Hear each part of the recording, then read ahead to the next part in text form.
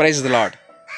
It's impossible, ఇది ఎవ్వరి వల్ల కాదు, ఏ మనుషుడు చేయలేడు, ఎవ్వడి వల్ల కాదు అని ఎవరైతే అనుకుంటున్నారో వాళ్ళకే ఈ వాక్యం. లూకా సువార్త 18:27 నా ప్రభు అంటున్నాడు, మనుషులకు అసాధ్యమైనది దేవుడికి సమస్తము సాధ్యమే. ప్రశ్న ఏంటంటే, నువ్వు అది దేవుడి మీద ఆధారపడుతున్నావా లేదా, ఆయన మీద అనుకుంటున్నావా లేదా అన్నదే చూసుకో. అది ఎంతటి సమస్య అయినా కానీ, అది నీ దృష్టితో చూస్తే అది చాలా పెద్దది, కానీ అది దేవుడి దృష్టితో చూడు అది చాలా చిన్నది. నువ్వు ఆయన మీద ఆనుకో, ఆయనకు ప్రార్థన చేయి, తప్పకుండా దేవుడు విడిపిస్తాడు. నన్ను విడిపించిన దేవుడు నిన్ను కూడా విడిపిస్తాడు.